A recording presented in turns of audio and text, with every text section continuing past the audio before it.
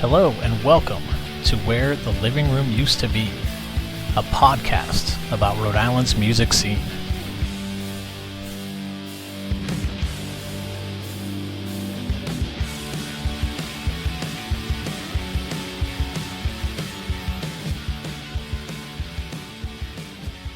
Oh shit. RI5 with William Schaff. Okay, RI5.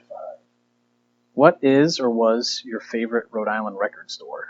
Oh, in your ear, and to this day it still is. They moved, they were in the state before I even lived in the state. I'd come visit them. They kept hopping up and down different parts of Thayer Street. And now, God bless, they're in my town of Warren, Rhode Island. God bless Chris Zing. You want to know some Rhode Island music history, you should talk to Chris. Yeah. What is your favorite Rhode Island drink? Whiskey? Huh? Whiskey. Okay. I buy it at Rhode Island liquor stores. Okay.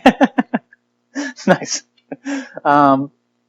I might know the answer to this one, but maybe I'm wrong. What is your favorite Rhode Island city, town, neighborhood? Warren. Why is it Warren? Warren is one of the few places I've ever been, in all the different places I've lived around the country or visited, that the inhabitants of this town, the actual inhabitants, born and raised, are not scared by people who were not born and raised here. Mm-hmm. They will accept you as long as you're not an asshole. If you're an asshole, they won't accept you. Mm-hmm. I remember when I first went to Jack's bar next door, and I'm not going to sit at a bar and do nothing. I'm going to make some art. I figured this can either go one way or another. Badly, or they'll just ignore me. So I brought some embroidery over. Because I thought nothing's worse than a man embroidering in a bar. Yeah, and this is like a pretty quintessential New England sports bar. Pennants around. I wouldn't even call it a sports bar. It's a sports bar in as much as it's But, around, for people that may not have been there, Yes. It's not like an art bar or anything like that. This is It's a bar like- people walk by and are always afraid to go in because, one, it's always dimly lit, only because the owner doesn't like to spend the electricity. Okay. And then, two, everyone in there is people who've been going there since they were kids or since... Well, hopefully not since they were kids, but... Well, no, since they were kids.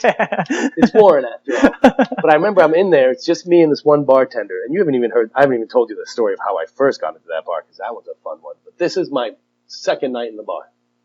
Just me and the bartender. And I'm embroidering. Mm-hmm. And I'm embroidering, of all things, a prison rape scene. And so this guy, old, stereotypical New England looking grizzled guy comes up behind me and he says, "What are you doing?" I'm like, okay, here's how we see how this all goes. I'm embroidering. Pause, no sound. Slapped me hard on the back and yells, "My grandmother used to embroider."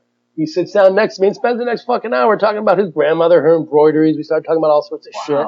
Yeah. He was not at the least intimidated or put off by the fact that here's a man embroidering in a bar that he goes to every night. He doesn't know this. He doesn't feel I'm in his space. He welcomed me right into it. And that is the constant reaction I've had from people in this town. Mm-hmm. Of, who are you? Oh, neat. Let me learn more.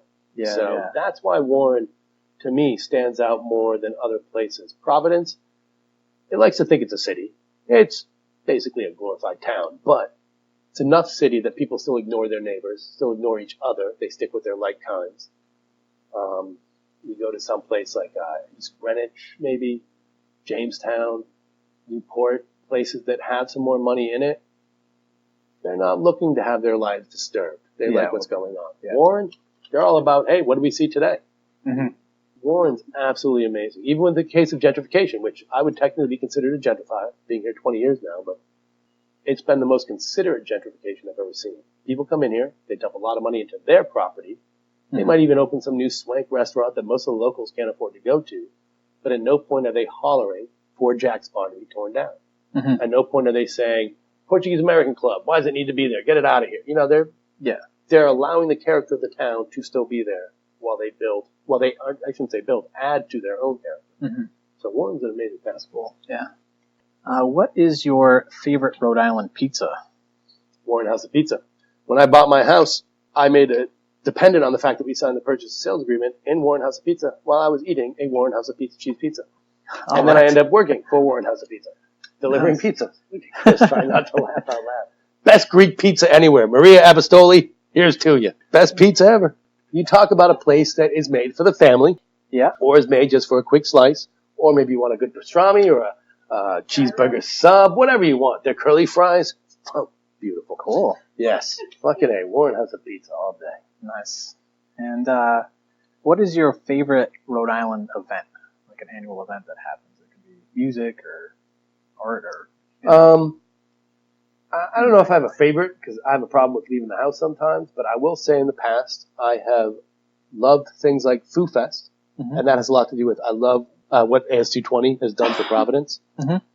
Before it got out of control with a lot of crazy shenanigans, Waterfire was the most surreal Wim Wenders-esque sort of experience I ever got to have. I remember I was still living on the east side at that point, and I just heard through my open window Dead Can Dance just drifting in. I'm like, who the fuck's playing Dead Can Dance? Loud as can be. I walk out and I just keep walking downtown. I keep hearing it. I get there and it's Waterfire. And this is before roads would be closed off and shit. Yeah. So you are sitting amongst this amazing happening while everyone else is either ignoring it or participating. Yeah. That was incredible. Rhode Island's got a lot of great events. I don't know if I have a favorite one, but I'm the wrong person to ask because honestly, I don't leave my house much. Yeah. So I'm not an event guy. Warren Folk Fest. How about that? Yeah. I love the Warren Folk Fest. I'll walk down the street to that. Yeah. We do Words at the Fort, though, right? What if you want? And I love that because let me state too, Words at the Fort. I have nothing to do with it. Okay. Allison and Jeff Donnellian started that. Yeah. And what I love about this particular space here is if you, Chris, want to do something, or you, James, want to do something, all you need to say is, hey, well, I want to do something on this night. Is there anything happening? If there's not, have at it. Don't burn my place down and don't steal my stuff. Boom. Have an event. That's what Words at the Fort started as. Okay. And it's continued. And I love that that's happening. I love that there's shit happening that I'm not the reason it happened. I'm just a participant in it. So I do love Words at the Fort. And I just love the whole idea of people using this space. It's there for folks. That's cool. Well, thank you so much. I appreciate it. Hot dog.